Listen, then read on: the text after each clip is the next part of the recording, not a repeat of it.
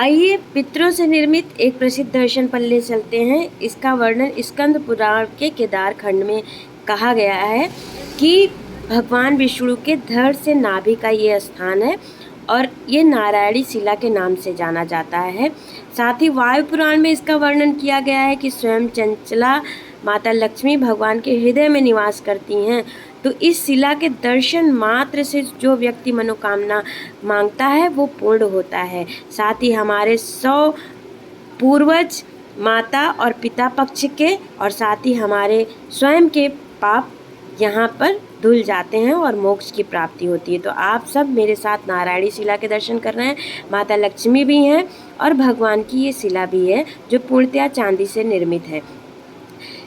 हर अमावस्या को यहाँ पर पिंडदान होता है।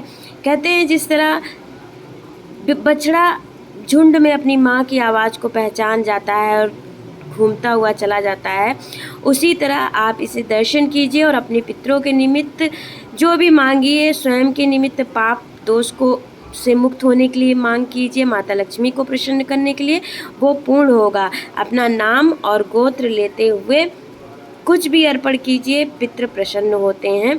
तो श्रद्धा भाव से हर अमावस्या को अपने पितरों के निमित्त कुछ काला तिल जल जरूर अर्पण कीजिए जो दक्षिण मुखी होना चाहिए और नारायणी शिला के दर्शन करते हुए तो भगवान प्रसन्न होते हैं। यहाँ पर लोग आते हैं और अपने पूर्वजों के निमित्त ये स्ट्रक्चर भी नुमा भी बना देते हैं कि हम उनके लिए आवास बना के जा रहे हैं, वो यहाँ पर निवास करें।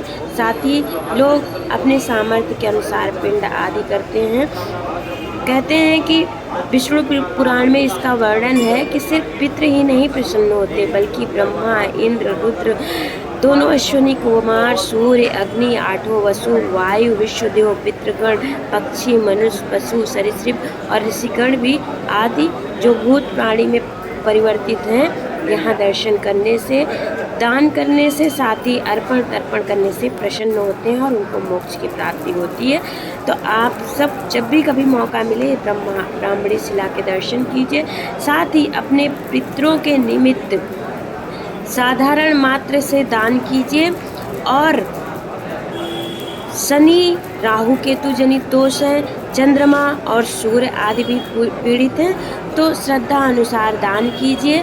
हर अमावस्या को दान कीजिए और ब्राह्मणों को भोजन कराइए।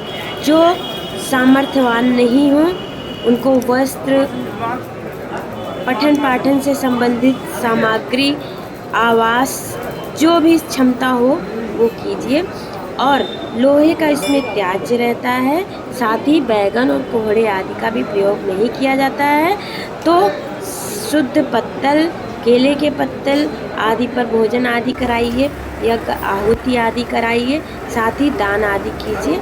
तो भगवान भी प्रसन्न होते हैं और हमारे पितृगण भी प्रसन्न होते हैं। तो इस शिला के दर्शन कीजिए और मैं भी अपने सभी देखने वाले श्रद्धालुगण को ढेर सारा आशीर्वाद देती हूँ और कहती हूँ कि हे भगवान विष्णु, आप सबकी मनोकामना पूर्ण करें और सभी के पितर प्रसन्न हों और सभी के कार्य पूर्ण रूप से हों। तो सभी अमावस्या के दिन ये काम जरूर करें और इनके दर्शन करें। माता लक्ष्मी के साथ भगवान विष्णु प्रसन्न होंगे और हमारे कार्य भी पूर्ण होंगे और इसका अनंत गुना फल हम सभी को प्राप्त होगा। तो श्रद्धा भाव के साथ दर्शन कीजिए इस नारायणी शिला के और सबके मनोरथ पूर्ण हो। नमस्कार।